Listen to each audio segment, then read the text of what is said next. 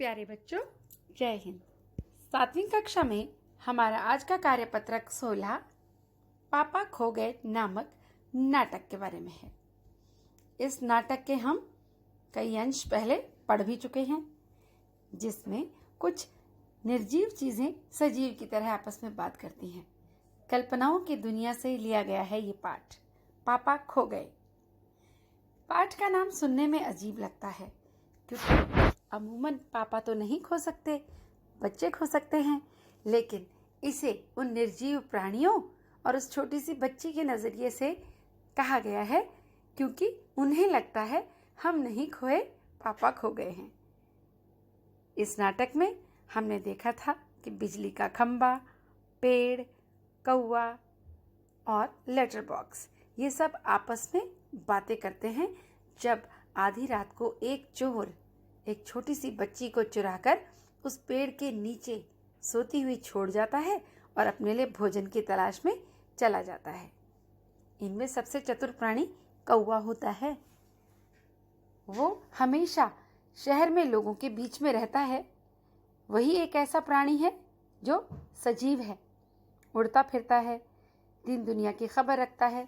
वो जानता है कि ऐसे चोर बुरे काम करते हैं, बच्चों को उठाकर ले जाते हैं। तो वही सबको सुझाता है कि हम किस तरह से इस लड़की की रक्षा उस चोर से करेंगे।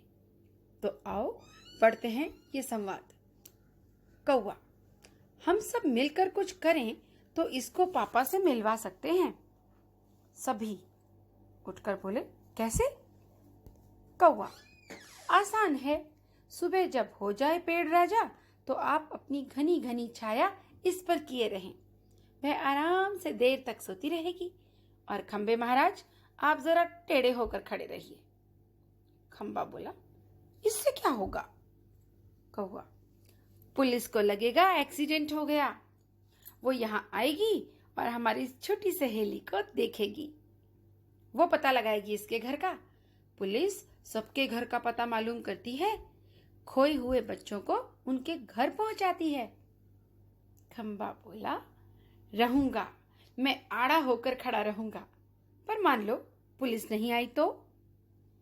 कौवा, मैं बार बार यहां जोर जोर से कांव कांव करता रहूंगा, लोगों का ध्यान इधर खींचूंगा, उनकी चीजें अपनी चोंच से उठा उठा कर लाता रहूंगा। यानी इस तरह से लोगों का ध्यान हम इस बच्ची की ओर खींच लेंगे और बाकी सब तो निर्जीव हैं, उनसे तो कोई बात नहीं करेगा। लेकिन यदि पुलिस आई तो वो भी उस बच्ची को वहां सोते हुए देखेगी तो उस बच्ची का घर का पता मालूम करने की कोशिश करेगी, उस बच्ची से बात करके। और यदि बहुत सारे लोग भी यहाँ आए तो वो भी उस बच्ची से उसके घर का पता पूछेंगे और किसी न किसी तरीके से उसे उसके घर पर पहुंचा देंगे। तो देखा आपने, कौवा है ना बहुत चतुर। वो बताता है कि किस तरह से बच्ची को परेशान किए बगैर हम ऐसी योजना बनाएं कि बच्ची तो आराम से पेड़ की छांव में सोती रहे और खंबा थोड़ा सा टेढ़ा होकर पेड़ के ऊपर को गिर जाए तो लोग सोचे कि यहाँ एक्सीडेंट हुआ है, जिससे ये खंबा टेढ़ा हो गया है। और पुलिस आएगी एक्सीडेंट देखकर और इस बच्ची को देखेगी ये सो रही है तो उसे उठाकर पता पूछेगी। और खंबे ने जब कहा कि यदि पुलिस नहीं आई तो कौवे के पास उसका भी उपाय था कि मैं बराबर यहाँ से कांव कांव करता यहाँ से वहां दौड़ूंगा, लोगों का ध्यान आकर्षित करने के लिए उनकी चीजें उठा उठा कर यहाँ ले आऊंगा ताकि लोग यहाँ तक आए। तो देखा आपने कितना चतुर था वो कौवा। अब हम इसके प्रश्नोत्तर करेंगे। प्रश्न 1, यहाँ सभी मिलकर क्या करने का प्रयास कर रहे हैं? प्रश्न 2, कौवा पेड़ से क्या करने के लिए कहता है? प्रश्न 3, कौवा खंबे से क्या करने के लिए कहता है? प्रश्न 4, खंबे द्वारा पूछे गए प्रश्न कि इससे क्या होगा, इसका कौवा क्या उत्तर देता है? प्रश्न 5, यदि पुलिस नहीं आई तो कौवा क्या करेगा?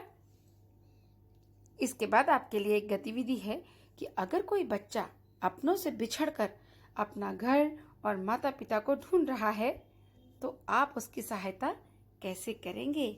आप इस विषय में अपने घर के बड़ों से चर्चा करें, भाई बहनों से चर्चा करें और आपस में चर्चा करके एक निष्कर्ष पर पहुँचें और उसे जल्दी से कुछ पंक्तियों में लिख लें और लिखकर कहाँ पहुँचाएंगे आप? जी हाँ, अपने इसी व्हाट्सएप ग्रुप पर अपनी मीनाक्षी मैडम को फटाफट इसके उत्तर लिखकर पहुँचा दें, जैसे कि आप इससे पहले भी करते आ रहे हैं। धन्यवाद।